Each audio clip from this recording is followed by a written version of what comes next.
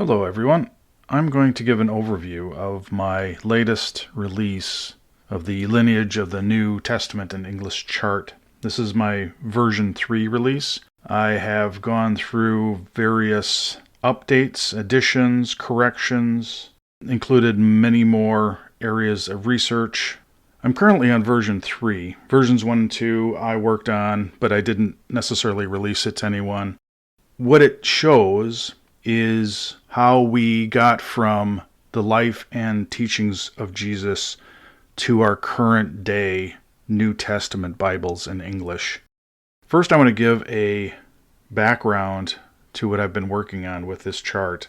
When I was younger, I understood the Bible was a single bit of text, a single collection of text. And yes, there were other Bibles around, but they only had a different cover. My assumption was the contents inside of it were exactly the same from Bible to Bible.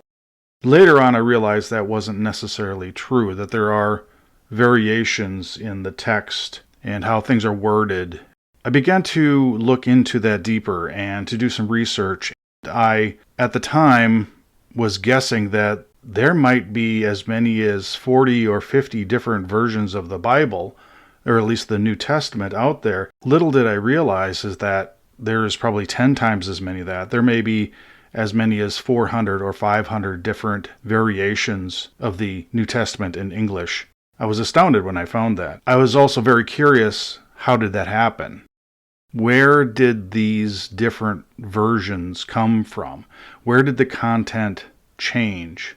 How did it change? Why did it change? Who changed it?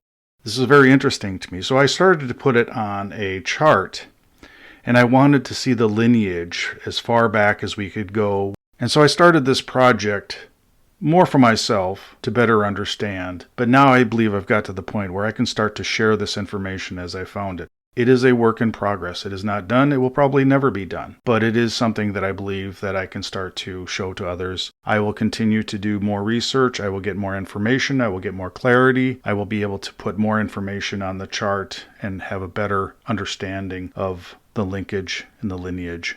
The way the chart is laid out, starting at the very top, I've got the introduction of the life and teachings of Jesus, and of course the apostles, the epistles, and anyone around that had first-hand experience of Jesus' works or his teachings. Most often they were talked about as stories, at least at the time. Eventually people started to write them down, and this is the beginning of our New Testament that we have today. But there's a long ways between those first written down stories to what we have, and that is what I have tried to capture here. The chart is laid out in a general timeline fashion, with the first century being at the top, down through the current time at the bottom. The centuries are separated with light gray bars across the chart. Along the timeline, I've also included various Christian persecution events and times, and those are referenced as the pinkish-colored or rose-colored bars across the charts.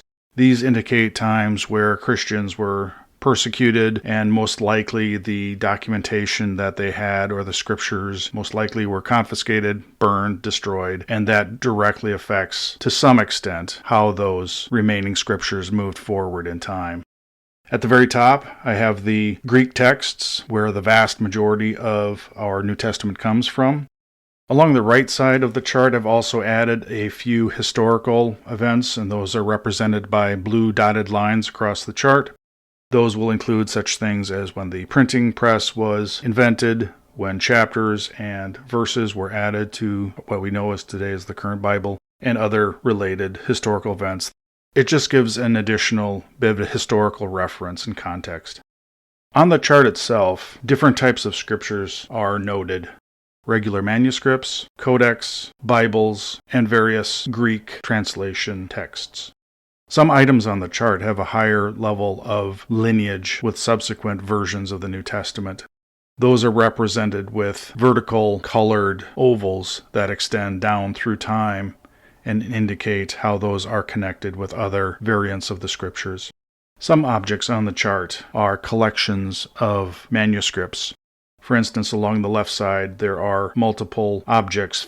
There are hundreds, if not thousands, of existing manuscripts, and rather than having them placed individually, they have been grouped by century and can be referenced that way individually.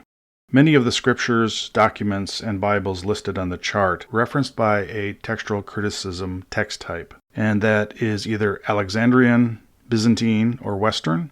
The text type allows us to better identify the characteristics of the original contents. I would also like to call out the large number of manuscripts that we have dating to the 4th century and later, and the very, very small number we have 3rd century and earlier. We have 38 known extant manuscripts, although I believe maybe now that number is higher. That might be one area I'm going to have to update.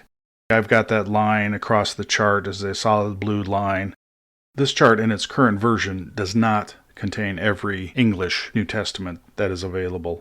As a matter of fact, approximately 300 Bibles from the 21st and 20th centuries have been left off for two reasons. One, there is simply not enough room for them in the current design of the chart, and also they don't have as much historical influence on the lineage as the earlier Bibles do.